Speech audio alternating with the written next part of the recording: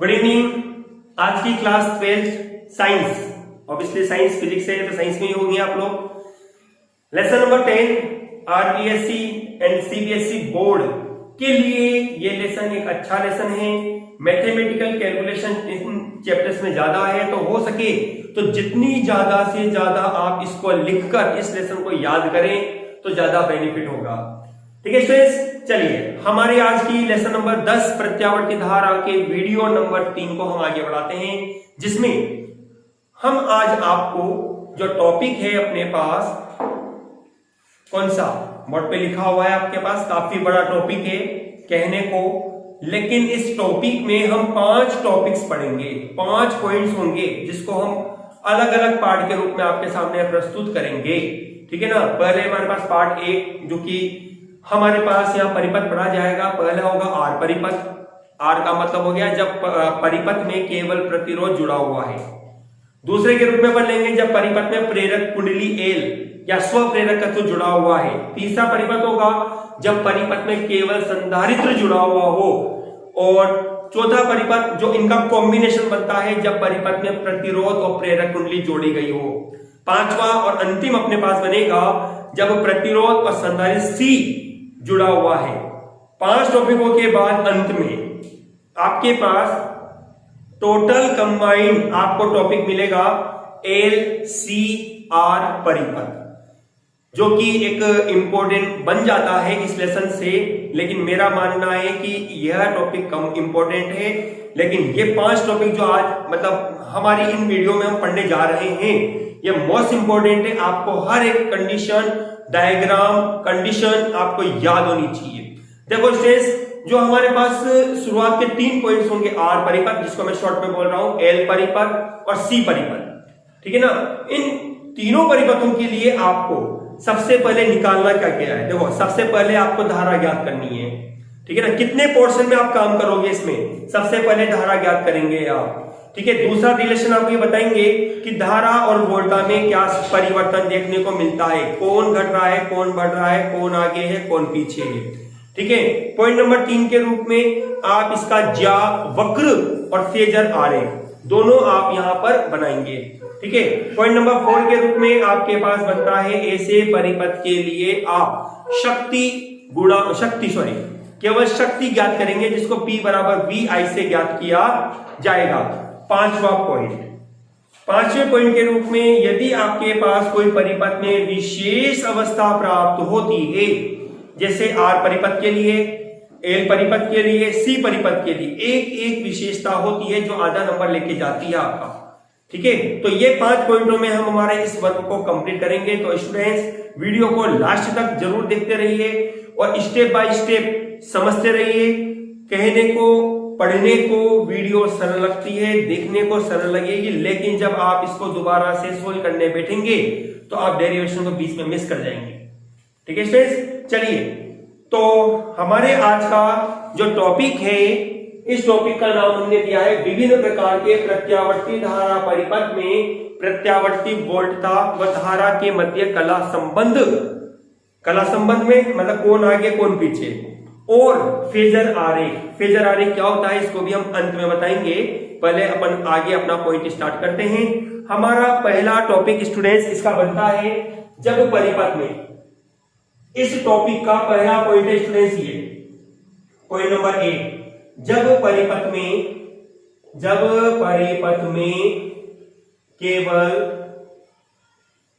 केवल प्रतिरोध capital R जुड़ा है। ठीक है स्टूडेंट्स, जब परिपथ में केवल प्रतिरोध R जुड़ा है, हम इसको पढ़ेंगे। ठीक। तो इसको पढ़ने के पहले स्टूडेंट्स हमने ये कहा चित्र के रूप में, कंडीशन ये है एक प्रतिरोध कैपिटल R अपने पास है, यह जिसको हमने प्रत्यावर्ती वोल्टता स्रोत के साथ यह श्रेणी क्रम में जोड़ दिया है। ये प्रत्यावर्ती वोल्टा का सिंबल होता है, हमने हमारी वीडियो में पहले आपको बताया भी है। ठीक है। ये R प्रतिरोध है आपके पास, इसकी वोल्टता V बराबर Vm sin ओमेगा t आपको प्राप्त होती है। ठीक है स्टूडेंट्स, तो हमने क्या कहा, सुनिए ध्यान से।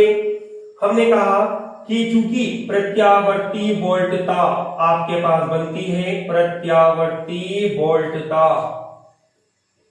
V बराबर होगा Vm sin ओमेगा t, इसको नंबर 1 दे दिया। ठीक है ना। देखो वोल्टता तो आपने ले ली, लेकिन धारा कहां से लाओगे? आपको धारा का मान सबसे पहले यहां पर निकालना है। अब कैसे दिमाग लगाएंगे आप यहां पर? पूरी तरह से अपने दिमाग का पूरा उपयोग करेंगे आप, और कैलकुलेशन को आप सोल्व करेंगे यहां पर किस तरह से कि आपके पास V और R के साथ धारा I का कोई रिलेशन हो ऐसा। तुरंत सोचिए, जल्दी से जवाब दीजिए। जहां आपके पास V और I के साथ R आता हो, V और I के साथ R आता हो, ऐसा कोई फॉर्मूला आपके पास बनना चाहिए। जल्दी से आप जवाब देंगे। आपका आंसर बनता है इसमें ओम के नियम से। तो हम ये जानते हैं चूंकि ओम के नियम से क्या होगा, V बराबर होगा IR। ठीक है, आपको I का मान निकालना है, तो इसलिए I बराबर हो जाता है V बटे R। समीकरण नंबर 2, समीकरण 1 व 2 से क्या बनेगा, I बराबर होगा Vm sin ओमेगा t बटे R। ठीक है, हमने यहां एक साइड की बनाई इसकी।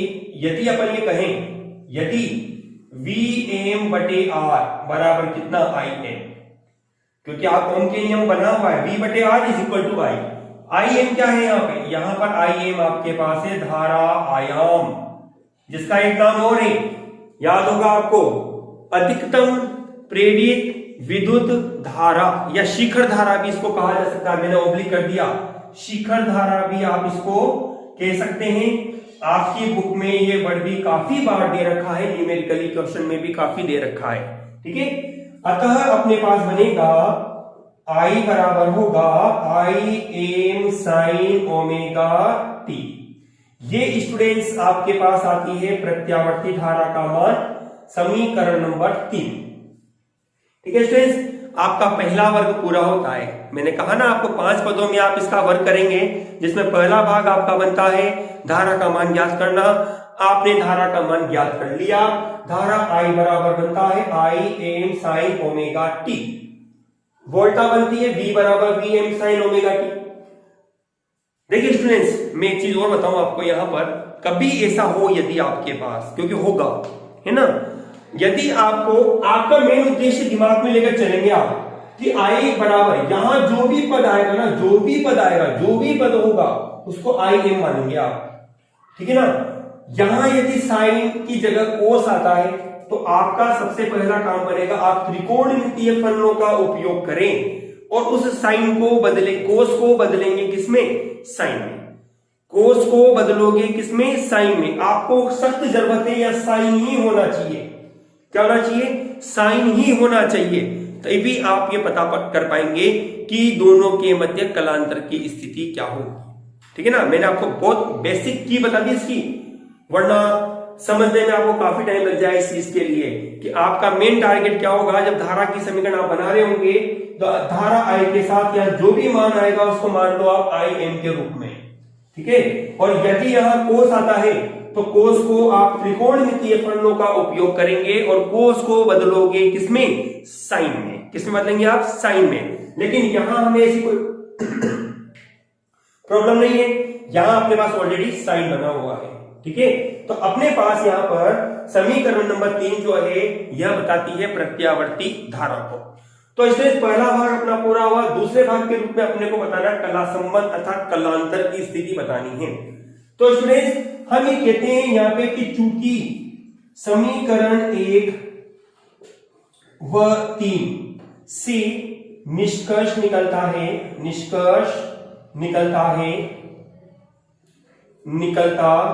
कि प्रत्यावर्ती धारा व वोल्टता के मध्य कलांतर कलांतर को आप लिख दीजिए फाई बराबर। अब देखो कलांतर आप कैसे चेक करोगे, इसका कोण माइनस इसका कोण, कोई दिक्कत नहीं। यदि आपने इसका कोण माइनस इसका कोण कहा तो भी आपके पास बनता है omega T minus omega T. कला अंतर, कला मतलब कोण, कोण का अंतर, omega T minus omega T बराबर 0 बनता है। आपको ध्यान होगा हमने 11 में पढ़ा भी है कि जब दो राशियां जिनके मध्य कोण 0 डिग्री होता है तो वे समान दिशा में गतिमान होती है, ठीक है ना, उनकी स्थिति क्या होती है, समान दिशा में होती है। तो इस आधार पर अपन कहेंगे जब कलांतर 0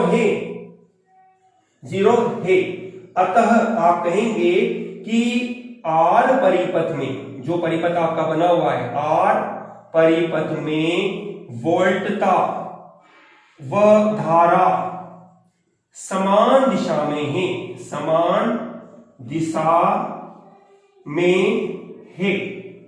ठीक है स्टूडेंट्स, देखिए मैं रिमार्क कर रहा हूं जिन जिन चीजों को आपको ध्यान देना है। सबसे पहली रेड है इसलिए अपन इसको डेंजर के रूप में मानते हैं, ये दोनों चीज आपको याद होनी चाहिए। आर परिपथ में धारा ये होगी। दूसरी बात, कलांतर आपके पास कितना बनता है, 0 होता है, अतः आर परिपथ में वोल्टता और धारा क्या होगी, समान दिशा में होगी।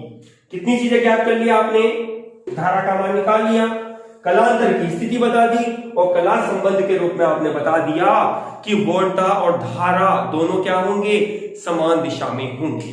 अब स्टूडेंट्स अपने को क्या करना है, अपने को ज्यावक्र और फेजर आरेख बनाना है। फिर इसके बाद हम शक्ति ज्ञात करेंगे जो कि P बराबर VI से ज्ञात की जाएगी। आप इसका जल्दी से स्क्रीनशॉट लीजिए, कॉपी में नोट करिए, हम हमारी वीडियो को कंटिन्यू आगे बढ़ाते हैं।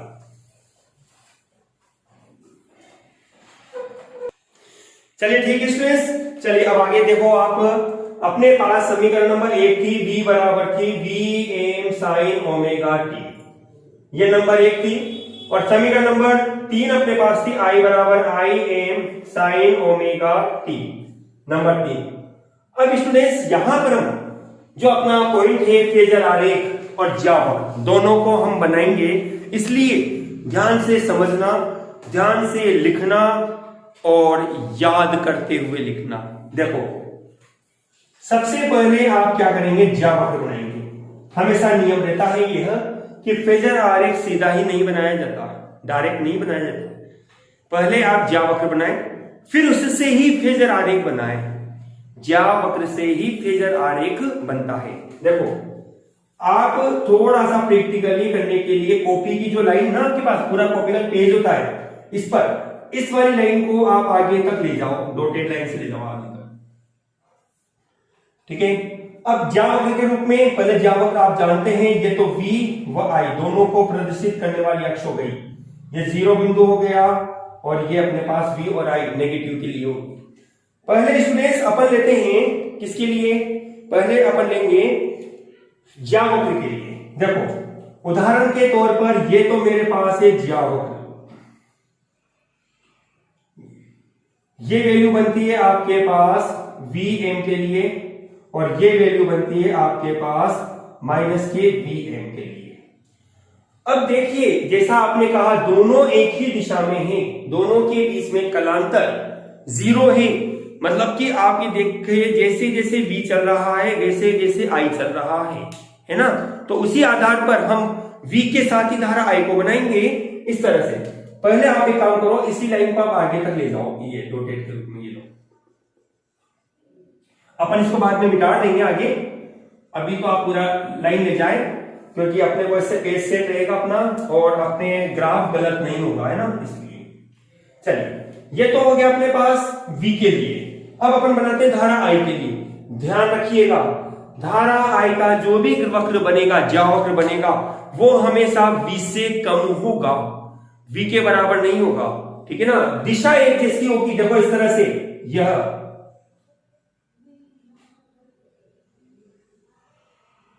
इस तरह से बात समझ आ रही है ना, इसके नीचे ही है, लेकिन बिल्कुल जैसे जैसे V चल रहा है वैसे वैसे I चल रहा है। ये आपके पास हो जाता है किसके लिए, Im के लिए। इसको भी अपन डॉटेड लाइन लेके आगे तक ले लेते हैं। ये ऐसे ही नीचे भी आपके पास बनता है माइनस के आई एम, इसको भी आप आगे तक कंटिन्यू कर ले लीजिए ये लोग, ठीक है।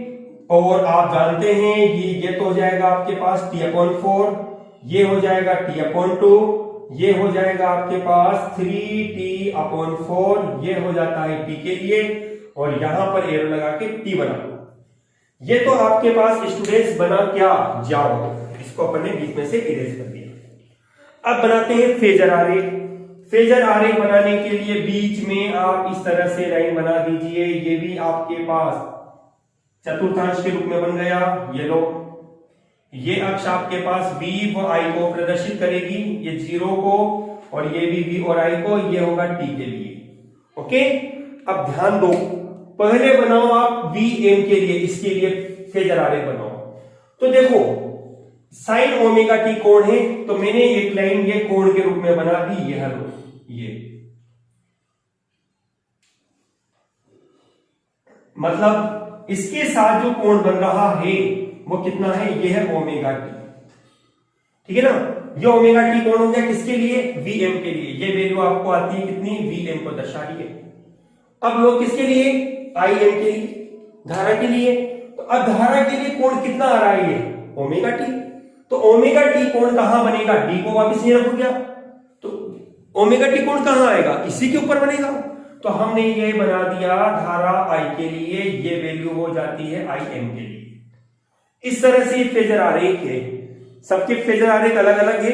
यहां दोनों एक ही दिशा में हैं, जो प्रदर्शित कर रही है। अभी हमने लिखा भी था थोड़ी देर पहले कि आर परिपथ के लिए वोल्टा और धारा दोनों एक ही दिशा में होते हैं, अर्थात उनके मध्य कलांतर शून्य होता है।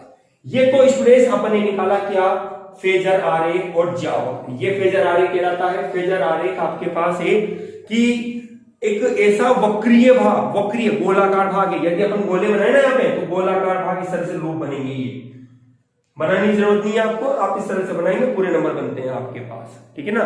सर्कुलाकार आकृति में जाती है, गोले बन जाते हैं इसके चारों ओर।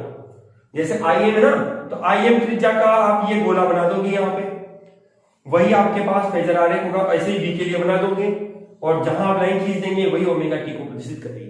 लेकिन वो ग्राफ की लुकिंग खत्म करता है अपने को कंफ्यूजन काफी बन जाता है। फिर आगे वैसे भी हटेगी वो चीज, वो आगे आपको नहीं बनानी होगी। तो इसलिए अब शुरुआत से क्यों बनाया अपन, तो आपको कंटिन्यू इसी रूप में बनाना है, और पूरे नंबर आपको लेने कठिन नहीं है, इजी है आपके पास, ठीक है। चलिए, ये तो अपन ने किया क्या चीज, फेजर आरेख और ज्यावक्र अपन ने यहां पर ज्ञात कर लिया। अब इसके बाद हम लेते हैं एक पूर्ण चक्र के लिए औसत शक्ति, जो कि अपना आखिरी और 5वां भाग होगा, ठीक है। जल्दी से इसको आप अपनी नोटबुक में नोट करिए। चलिए स्टूडेंट्स, अपने देख लिए फेजर आरेख। अब आप देखिए एक पूर्ण चक्र के लिए आर परिपथ में, अर्थात प्रतिरोध की उपस्थिति में औसत शक्ति क्षय कितना होगा। तो स्टूडेंट्स क्वेश्चन के रूप में लिखता हूं मैं इसको। हमने कहा यहाँ पे आर परिपथ, आर परिपथ का मतलब आप समझ जाइए प्रतिरोध की उपस्थिति में। आर परिपथ में एक पूर्ण चक्र की स्थिति में औसत शक्ति क्षय आपको प्राप्त करना है यह, ठीक है ना। तो देखिए अपन जानते हैं औसत P बराबर होता है औसत VI। जैसा कि मैंने आपको बोला था, ये सिंबल औसत का होता है। 1 और 3 से मान रखिए, समीकरण 1 व 3 से क्या बनेगा, औसत P बराबर Vm Im आपने बाहर ले लिया, औसत आपके पास बनेगा sine square omega T. Clear है स्टूडेंट्स, कोई समस्या नहीं। चलिए अपन आगे देखते हैं। साइन स्क्वायर ओमेगा टी अपने पास लास्ट वीडियो में मैंने आपको बताया था औसत, इसका मान होता है 1/2। अतः अपने पास बनेगा औसत P बराबर होगा Vm Im/2। आप इसको यूं भी लिख सकते हैं Vm/√2 Im/√2। अब जैसा कि आप जानते हैं VRMS बराबर होता है Vm/√2, IRMS बराबर होता है Im/√2। तो तो आपको बनेगा औसत P बराबर होगा VRMS IRMS। ठीक है, ये आपके पास आ गया R परिपथ के लिए औसत शक्ति क्षय। ध्यान रखिएगा, माध्यमिक शिक्षा बोर्ड परीक्षा RBSE के एग्जाम में ये क्वेश्चन नहीं है आपके सिलेबस में, लेकिन CBSE बोर्ड क्लास के लिए ये क्वेश्चन इंपॉर्टेंट बनता है। मतलब इंपॉर्टेंट से मतलब है ये क्वेश्चन बनता है आपके सिलेबस में। ठीक है ना, ये क्वेश्चन आपके सिलेबस में बनता है। RBSE में अपने नहीं है, लेकिन एक नंबर का सवाल आपसे पूछ सकता है कि R परिपथ के एक पूर्ण चक्र के लिए औसत शक्ति क्षय कितना होता है। तो स्टूडेंट्स पता है मोस्टली स्टूडेंट क्या लिखेंगे, इसका आंसर 0 लिखेंगे। तो आपको ये ध्यान रखना है कि R परिपथ जब होता है परिपथ में, तो आपके पास औसत शक्ति क्षय का जो मान बनेगा वो होगा VRMS IRMS के रूप में आपको प्राप्त होता है। ठीक है स्टूडेंट्स, इस तरह से ये आपके पास R परिपथ से संबंधित जो 5 पॉइंट हमने पढ़े वो कंप्लीट होते हैं। जल्दी से इसका स्क्रीनशॉट लीजिए, फिर हम अपनी वीडियो को आगे बढ़ाते हैं। चलिए स्टूडेंट्स, अब थोड़ा सा और आपका एक पोर्शन बाकी रहा। देखिए, आपने सब पॉइंटों को निकाल लिया जिसमें अपन ने कहा पहले तो धारा का मान ज्ञात करना। धारा का मान हमने ज्ञात कर लिया, कलांतर की स्थिति हमने बता दी, संबंध भी बता दिया कि दोनों किस तरह से संबंधित होंगे, जिसके आधार पर अपन ने कहा धारा और वोल्टा दोनों एक ही दिशा में होंगे। अगली स्टेप के रूप में अपन ने ज्यावक्र और फेजर आरेख भी पढ़ लिया, और अंतिम दौर के रूप में अपन ने कहा औसत शक्ति क्षय एक पूर्ण चक्र के लिए, जिसको भी हमने प्राप्त कर लिया। अब स्टूडेंट्स, यहां एक छोटा सा सवाल यह है कि क्या R परिपथ में प्रतिरोध R आवृत्ति पर निर्भर करता है। मैं सवाल को बोर्ड पे लिखता हूं, आप अपनी नोटबुक में नोट भी कीजिए। आप अपनी कॉपी में इस क्वेश्चन को नोट भी कीजिए। क्वेश्चन मेरे पास है कि क्या अवरोध का जो मान है, प्रतिरोध का जो मान है, वो प्रत्यावर्ती धारा की आवृत्ति पर निर्भर करता है। क्या प्रतिरोध R प्रत्यावर्ती धारा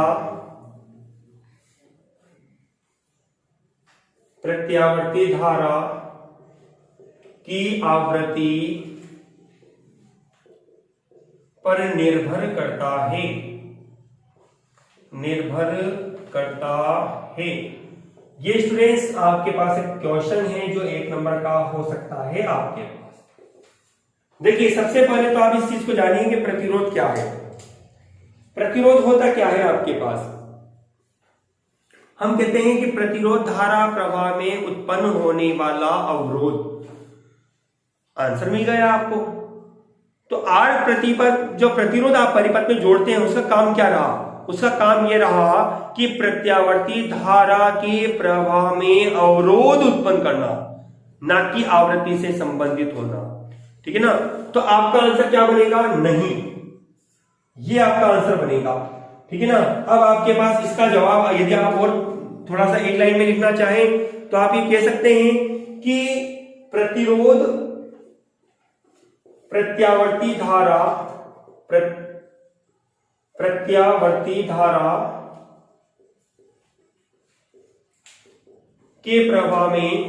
के प्रवाह में अवरोध उत्पन्न करता है, न कि उसकी आवृत्ति को चेंज करता है। अवरोध उत्पन्न करता है,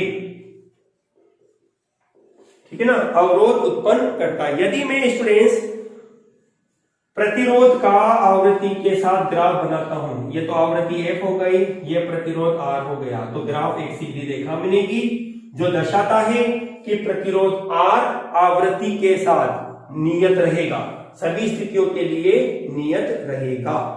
इस तरह से स्टूडेंट्स हमारी आज की जो ये वीडियो है विभिन्न विद्युत अवयवों को लेकर प्रत्यावर्ती धारा व वोल्टा के मध्य कला संबंध और फेजर आरेख को प्रदर्शित करना का भाग एक से मतलब समझ गया। हमने केवल एक परिपथ के बारे में आज पढ़ा है, R जब परिपथ में केवल प्रतिरोध जुड़ा है। तो स्टूडेंट्स इस वीडियो को पूरा देखिए और अपनी फेयर कॉपी में इन नोट्स को लिखिए। क्योंकि स्टूडेंट्स ज्यादा कुछ लिखाने के लिए इसमें है नहीं, डेरिवेशन ही डेरिवेशन आपके पास है जिसको आप कंटिन्यू नोट करते चले जाइए। Okay students, thank you students.